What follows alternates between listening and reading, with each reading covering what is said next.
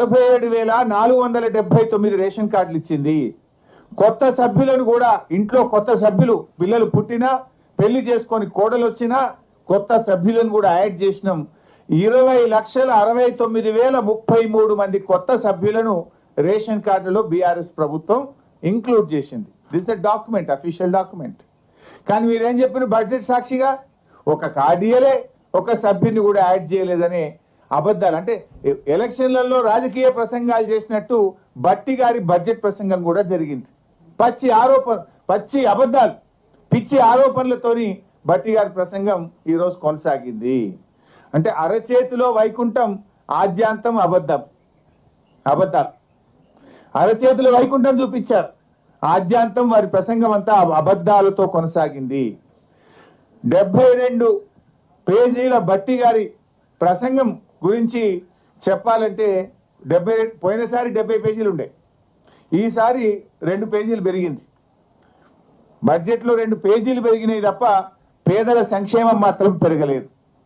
ప్రజలకు ఇచ్చిన హామీలకు బడ్జెట్లో చోటు లేదు. ఎన్నికల ముందు అబద్ధాలు, అధికారంలో వచ్చిన తర్వాత కూడా ఈరోజు అబద్ధాలే మాట్లాడుతూ వచ్చినారు. అంటే వారి ప్రసంగం అంతా కూడా 72 పేజీల ప్రసంగ సారాంశం అరచేతిలో వైకుంఠం, ఆద్యాంతం అబద్ధం. ఇది బట్టి గారి ప్రసంగం యొక్క సారాంశంగా మనం చెప్పుకోవాల్సినటువంటి అవసరం ఉంది. ఇకపోతే బడ్జెట్లో రాష్ట్ర ప్రజలు ఎంతో ఆశగా ఎదురు చూశారు. ఎందుకంటే వీళ్ళు ఏం చెప్పిండ్రు, ఒకవైపు బట్టి విక్రమార్క సంతకం పెట్టి మరొక వైపు రేవంత్ రెడ్డి సంతకం పెట్టి ప్రజలు నమ్ముతలేరని బాండ్ పేపర్లు పంచారు ఇంటింటికి. చివరికి సోనియా గాంధీతో ప్రజలకు ఉత్తరం రాయించారు. ఈ 6 గ్యారంటీలు 100 రోజుల్లో అమలు చేసే బాధ్యత తల్లిగా నేను తీసుకుంటాను అని సోనియా గాంధీతో ఉత్తరం రాయించారు. బాండ్ పేపర్ మీద 2 సంతకం పెట్టి పంచారు. ప్రజలు ఏమనుకున్నారు, 100 రోజులు పోయి 400 రోజులు అయింది, సరే మొదటి బడ్జెట్లో పెట్టలేదు, ఈ బడ్జెట్లోనైనా 6 గ్యారంటీలను అమలు చేస్తారేమో, ఇంకా 420 సంగతి తర్వాత ఈ 6 అమలు చేస్తారేమో అని రాష్ట్ర ప్రజలు ఎంతో ఆశగా ఎదురు చూశారు.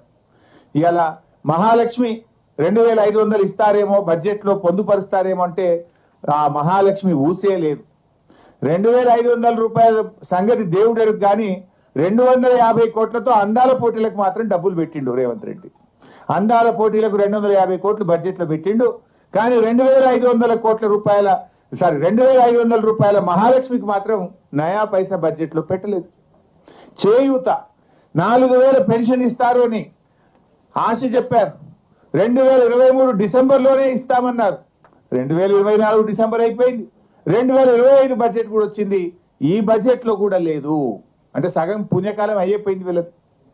అంటే ఇలా వృద్ధులను, వితంతువులను, గీత చేనేత కార్మికులను, ఎయిడ్స్ పేషెంట్లను కూడా ఈ రాష్ట్ర ప్రభుత్వం 4,000 పెన్షన్ ఇవ్వకుండా బడ్జెట్లో నిధులు పెట్టకుండా మోసం చేసిండ్రు. పెన్షన్ల విషయంలో ఒక పని అయితే చేసిండ్రప్ప, కొత్త పెన్షన్లు ఇవ్వలేదు కానీ ఉన్న పెన్షన్లు మాత్రం కూడా వీకిండ్రు. రేవంత్ రెడ్డి గారి 16 నెలల పాలనలో ఈ రాష్ట్రంలో 1,50,000 పెన్షన్లు తగ్గినాయి. 1,50,000 పెన్షన్లు కోత పెట్టిండ్రు. వీళ్ళు చెప్పింది 4,000 ఇస్తామని, 4,000 ఇవ్వలేదు కదా. ఉన్న పెన్షన్లలో 1,50,000 మందిని ఏరేసిండ్రు. I'm challenging. తర్వాత పోయిన బడ్జెట్ స్పీచ్ లో బట్టి గారు ఏం చెప్పిందంటే 31,000 కోట్లతో రుణమాఫీ చేస్తున్నామని 2024-25 బడ్జెట్ లో చెప్పారు. 31,000 కోట్లతో చేస్తామని చెప్పారు. ఈ బడ్జెట్ లో చూస్తే మేము 20,000 కోట్లు ఇచ్చేస్తాము అని చెప్పేసిండ్రు. అంటే ఇప్పుడు మిగతా సంగతి ఏంది? ఫర్ ఎగ్జాంపుల్ నా ఒక్క నియోజకవర్గంలోనే రుణమాఫీ అయినోళ్ళు 20,000, సిద్దిపేట నియోజకవర్గంలో రుణమాఫీ కాని రైతులు 22,000, అయినోళ్ళు తక్కువ, రుణమాఫీ కానోళ్ళు ఎక్కువ. కానీ బడ్జెట్ ప్రసంగంలో ఏం చెప్పిండు, ఇక రుణమాఫీ అయిపోయింది అన్నట్టు చెప్తున్నారు. మరి మిగతా వాళ్ళకి ఇస్తారా? ఎప్పుడు ఇస్తారు? రేవంత్ రెడ్డి గారు 2 లక్షల మీద ఉన్న వాళ్ళు కట్టండి, ఉరకండి, బ్యాంకులో పోయి కట్టండి, మీరు ఎవరైతే 2 లక్షల మీద ఉన్నది కడతారో మీకు కూడా రుణమాఫీ చేస్తా అని రేవంత్ రెడ్డి చెప్పిండు. మరి ఆయన మాట ముఖ్యమంత్రిని నమ్మి కడితే ఇవాళ వరకు 2 లక్షల మీద ఉన్న వాళ్ళకైతే లేదు, 2 లక్షల లోపు ఉన్న వాళ్ళకైతే లేదు. ఇవాళ 2 లక్షల లోపు రుణమాఫీ అయిందని బట్టి గారి ప్రసంగంలో చెప్పారు. ఒక నా నియోజకవర్గంలో 2 లక్షల లోపు ఉన్న 10,150 మందికి ఇప్పటిదాకా రుణమాఫీ కాలేదు. 2 లక్షల లోపు 10,150 మంది ఉన్నారు. అంటే మరి నువ్వు 2 లక్షల లోపు అయిపోయింది అనేది పిచ్చి అబద్ధం కదా. 2 లక్షల లోపు రుణమాఫీ అయిందన్నావు కదా, బట్టి పోదామా మదిరకు? ఎప్పుడు పోదాని చెప్పు, పోయి అడుగుదాంపా. రుణమాఫీ మొత్తం అయిందా? ఏ ఊరికి పోదావో నీ నియోజకవర్గంలో చెప్పు. లేదు నా నియోజకవర్గానికి వస్తా అంటే సాధారణంగా నేను ఆహ్వానిస్తా. రుణమాఫీ అయిపోయింది 2 లక్షల లోపు అని చెప్పినావు, కాలేదు. ఇది ప్రజల్ని రైతుల్ని మోసం చేస్తున్నావు నువ్వు. అది కూడా లేదు. అంటే 2,500 మహాలక్ష్మి లేదు, 4,000 పెన్షన్ లేదు, రుణమాఫీకి కేటాయింపులు లేవు, తులం బంగారంకు కేటాయింపులు లేవు, నిరుద్యోగ భృతికి కేటాయింపులు లేవు. అంతా బోగస్. పోయినసారి బడ్జెట్లో 2024-25లో ఆన్ గోయింగ్ ప్రాజెక్ట్స్ ఈ సంవత్సరంలో 6 పెండింగ్ ప్రాజెక్టులు పూర్తి చేసి నీళ్లు అందిస్తామని 24-25లో చెప్పిండ్రు. అండ్ ఈ సంవత్సరం 12 ప్రాజెక్టులు పూర్తి చేస్తాము అని చెప్పిండ్రు. నేను అడుగుతున్నా, ఒక్క ప్రాజెక్టు పూర్తయిందా? అయితే దాని పేరేందో చెప్పండి. బడ్జెట్ ప్రసంగం అంటే ఏమన్నా దగ్గరగా ఉండాలి కదా. 6 పూర్తి చేస్తాను, 6 కాకపోతే 4 అయినాయా, 3 అయినాయా, పోనీ ఒక్కటి అయిందా? ఒక్కటి కూడా పూర్తి కాలేదు. పోయిన బడ్జెట్లో చెప్పిండ్రు 6 పూర్తి చేస్తాం. అండ్ ఈ సంవత్సరం 12 పూర్తి చేస్తామన్నారు. 6లో ఒక్కటి కాలేదు, ఈసారి 12 పూర్తి చేస్తామంటే ఎవరి చెవులో పువ్వులు పెడుతున్నారు? బడ్జెట్ అనేది టోటల్ గా అన్రియలిస్టిక్ గా ఉన్నది.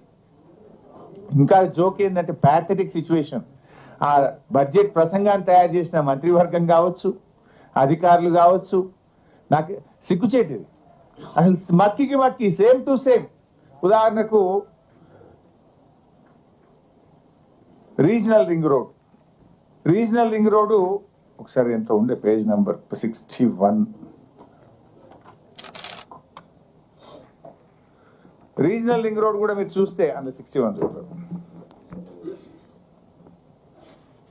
ఉంటుంది చూడు. రీజనల్ రింగ్ రోడ్ లో పేజ్ 61 ఈ సంవత్సరం ఈ ప్రాజెక్ట్ లో ఉత్తర భాగ భూ సేకరణ ప్రక్రియ ఇప్పటికే ప్రారంభమైంది, దక్షిణ భాగానికి డిపిఆర్ తయారు చేస్తున్నాము అని చెప్పిండ్రు. ఈ ఇయర్ లాస్ట్ ఇయర్ కూడా సేమ్ అదే విషయాన్ని 24-25లో కూడా ఉత్తర భాగానికి భూసేకరణ ప్రక్రియ ప్రారంభమైంది, దక్షిణ భాగానికి డిపిఆర్ చేస్తున్నాము అని చెప్పిండ్రు. అంటే ఇక అసలు చెప్పడానికి కొద్దిగా సిగ్గాన్ని ఉండాలి కదా.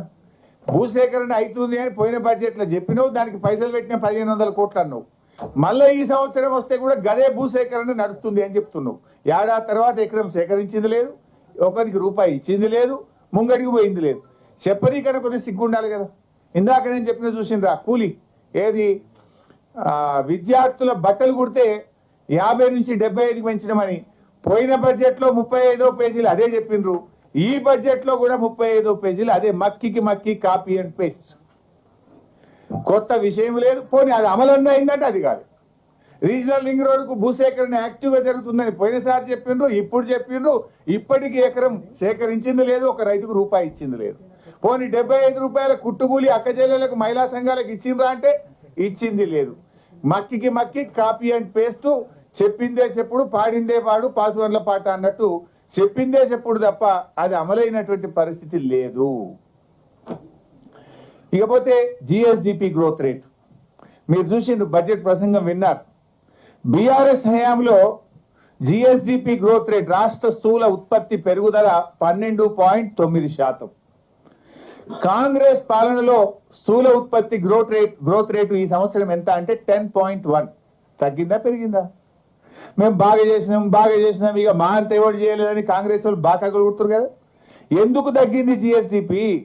రాష్ట్ర స్థూల ఉత్పత్తి బీఆర్ఎస్ హయాంలో పెరిగితే కాంగ్రెస్ హయాంలో 2.8% మాకంటే తగ్గింది. జిఎస్డిపి గ్రోత్ రేటు మా పాలన కంటే కాంగ్రెస్ పాలనలో 2.8% తగ్గింది. తలసరి ఆదాయం బీఆర్ఎస్ పాలనలో 1,24,104 రూపాయలు ఉంటే మేము దిగిపోయేసరికి 3,56,564. అంటే మా గ్రోత్ రేట్ 12.4%. కాంగ్రెస్ పాలనలో గ్రోత్ రేట్ ఎంత అంటే